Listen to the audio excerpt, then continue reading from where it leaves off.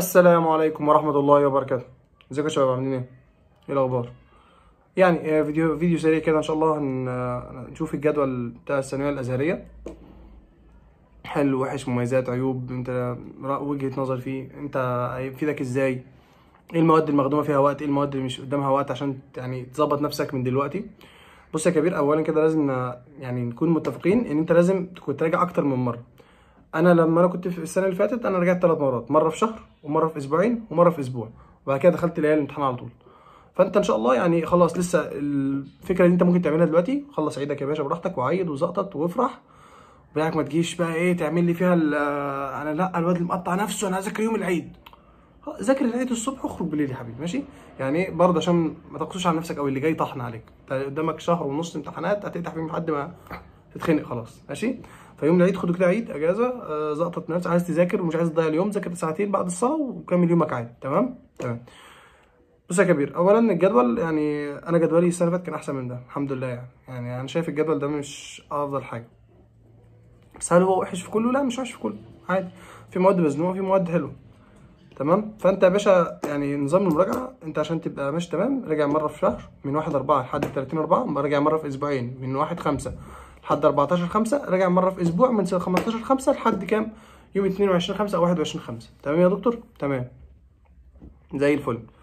بعد كده حضرتك انت عندك اول يوم قران وحديث، عندك من يوم 21/5 اللي هو اخر يوم في مراجعتك، يبقى هتبدا من يوم 22/5 لحد يوم 28/5 انت بتذاكر لاول اسبوع.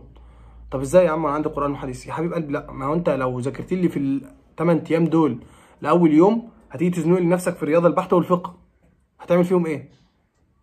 فاهم؟ فانت اول مثلا خد مثلا ايه يوم 22 و23 و24، انا بذاكر الرياضه بحته وفقه. انت كده كده مرجع ب3 مرات جاي، فهتبقى لسه الدنيا ايه ماشي. فبحيث انت تاخد مثلا من يوم 25 بقى اليوم 28 انت بتذاكر الاول يوم بس قران وحديث قران وحديث. وانا ان شاء الله هنزل سلسله فيديوهات لكل ماده يعني تعمل فيها ايه بالظبط، عشان تقفلها ان شاء الله. وغلطتنا احنا غلطنا فيها كده واكتر الناس يعني، زي الفل. طب انت دلوقتي قران وحديث، ايه الغلط اللي انت شايفه كده؟ انا كان شايف ان هو يبدا بالفقه، ان الفقه تقيل وانت يا باشا قدامك وقت كتير، فتكون داخل امتحان فقه مرتاح. دلوقتي انت داخل امتحان فقه مزنوق، ده كل الفكره يعني دي اول غلطه في الجدول. يعني مش غلطه، هم ادرى، بس شايفها حركه بارده قوي. ما كل سنه بيبداوا بالفقه، اشمعنى السنه دي يعني؟ يلا على خير. فانت ان شاء الله اعرفها كده، انت اول اسبوع يعني الاسبوع اللي قبل اول امتحان انت بتحضر لاول اسبوع، مش بتحضر لاول يوم. تمام يا دكتور؟ انت ان شاء الله يعني ايه اول امتحان بس كده هيبقى رهبه وكده.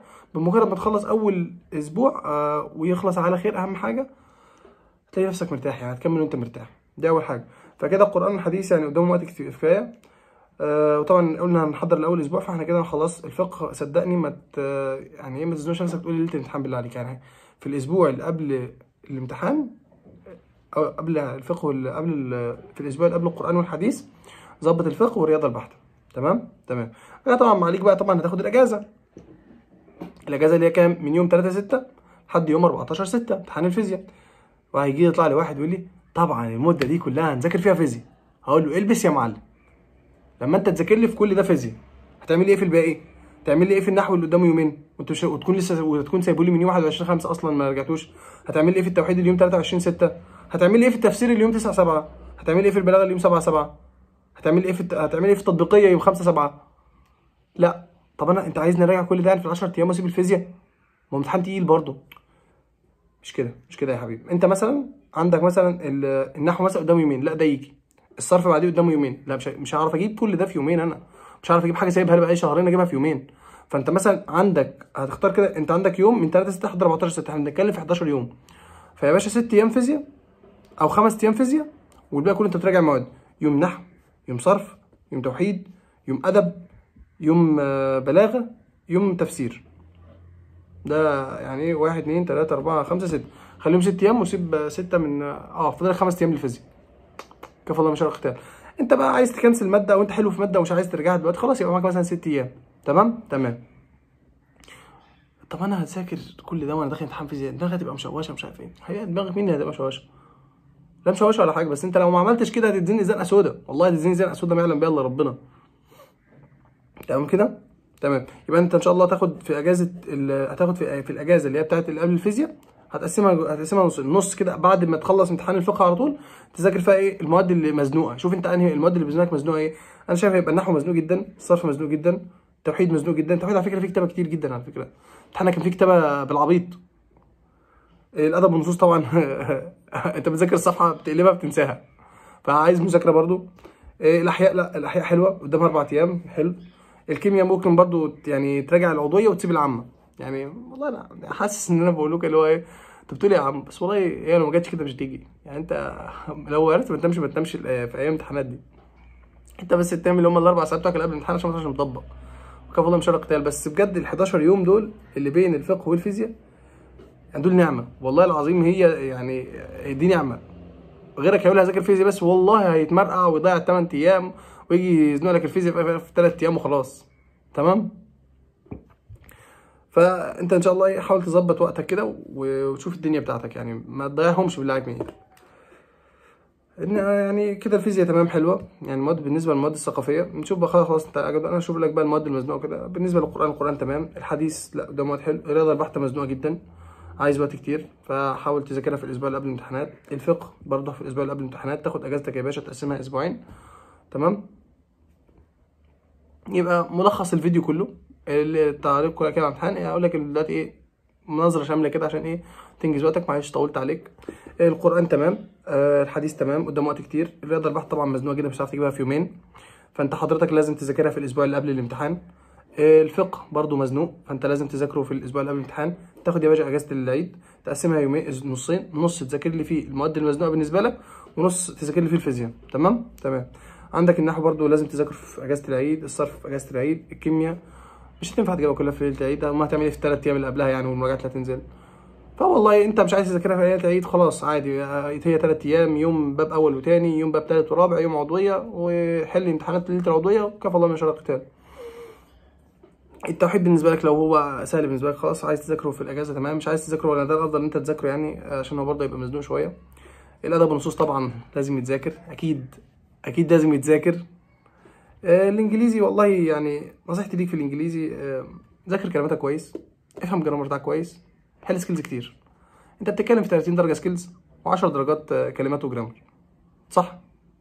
فانت لو اهتميت بالسكيلز، ايش باراجراف، ايش قطعه، ايش قصه، الكلام ده كله، ترجمه، ترانزليشن، الحاجات دي كلها هيبقى توفر عليك في الانجليزي جامد والله العظيم. حل دايرك كتير، يعني تاخد على نظام امتحانك. الاحياء قدامها 4 ايام، انا شايف انها حاجه حلوه جدا على فكره. التطبيقيه طبعا بص بقى، يعني التطبيقيه دي مصيبه، هم عشان عارفين انها صعبه سيب لك قبلها 3 ايام. بس انا عايزك تفهم ان التطبيقيه دي كانت امتحان استاتيكا، امتحان ديناميكا، وامتحان الاستاتيكا الوقت بتاعه ما كانش بيكفي ان الشباب يحلوا كامل الامتحان. احنا سنتنا السنه اللي فاتت كانت في ناس خارجه ما كملتش حل الامتحان. فارجوك كمان مره اهتم بالرياضه كويس. الرياضه انت في امتحان تطبيقي، يعني انت مساله استاتيكا، كام مساله ديناميكا، مساله استاتيكا، كام مساله ديناميكا، يعني دماغك دي هتلاقي قاعد في اللجنه كده هتلاقي بتطلع دخان. تمام مجازا يعني. فاهتم بيها كويس بالله عليك، يعني شد شويه. البلاغه طبعا، البلاغه تعريفات وامثله، تعريفات وامثله، واهتم بتدريبات الكتاب. بس بالنسبه لي تبقى مزنوقه، يعني حاول ما تذاكرهاش، يعني اقراها بس في اجازه العيد، اقراها يعني اديها كده ايه نص يوم كده ولا حاجه، اقراها بس كده واعمل ريفريش كده سريع لذاكرتك. طبعا التفسير يعني هيبقى اخر يوم، انت هتكون نسيت اسمك اصلا من المدعكه اللي انت هتبقى فيها، ربنا يكون في عونك. بس لازم يجي في يعني حاطه في الاجازه بتاعت العيد برضه. يعني امل ان انا اكون فدتكم ولو بشيء بسيط. معلش لو انا بقول حاجات يبقى انها عالي يا عم هنعمل كده ازاي، بس والله في ناس بتعمل كده، يعني في ناس كتير جدا بتعمل كده. عشان هي ما عادش كده مش تيجي اصلا. انت مش هتمتحني لا ثقافي بس ولا شرعي بس ولا عربي بس، انت هتمتحني في كله، فلازم اوزع مجهودي على الكل. يعني ما اي بقى رفاهيه انت بتعملها دلوقتي حاول تسيبها. بص لمستقبلك، بص قدام، يعني كمان شهرين انت هتبقى فين. صدقني والله العظيم انت لما تخش الكليه اي كليتك هتقول يا ريت نرجع ثانويه، والله العظيم ولا يوم من ايام الثانويه. يعني منهج الثانويه مش منهج، الثانويه ضغط نفسي بس. انت عايز تفرح اهلك، عايز تبقى سند لعيلتك، عايز ناس تشاور عليك، دكتور هناك اهوت، باشمهندس هناك اهوت. يعني حتى لو جبت مجموع ما دخلتش كليه هندسه ولا طب ولا اسنان ولا الكلام ده كله، بس دخلت كليه انت عايزها هتفرق معاك والله. يعني مش هقول لك شايف داخل كليه تجاره، داخل كليه تجاره جايب 95% ده مجموع طب، ولا جايب مجموعه هندسه، بس انا دخلت تجاره عشان انا يا عم عايز اخش تجاره، ليا انا في مزاجي في كذا، هي دي هتقربني من ربنا وهتبقى حلوه ليا في ديني ودنيا والكلام ده كله. فخلي مغزاك دايما يعني ايه، رضا ربنا ده اول حاجه. صدقني والله يعني رضا ربنا هو الاساس كده، رضا ربنا هو الاساس، والباقي كل ده حواليه، يعني كلنا بندور، يعني ده الاساس كده، ده لو مش موجود اي حاجه حواليه مع السلامه. تمام. و يعني دايما نفتكر قول الله تعالى: وأن ليس للإنسان إلا ما سعى وأن سعيه سوف يرى ثم يجزاه الجزاء الأوفى. قال الله تعالى: إن الذين آمنوا وعملوا الصالحات إنا لا نضيع أجر من أحسن عملا.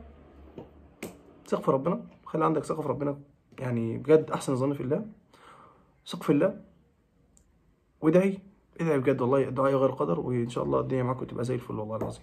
ربنا يوفقك يا شباب، وأنا إن شاء الله هنزل لكم سلسلة فيديوهات كده عن كل مادة تعمل فيها إيه، ويعني إيه المهم فيها، وإيه مواضيع الامتحان والكلام ده كله. يلا ربنا يوفقك يا شباب، كل سنة وأنتم طيبين، متنسوش بقى في دعواتكم.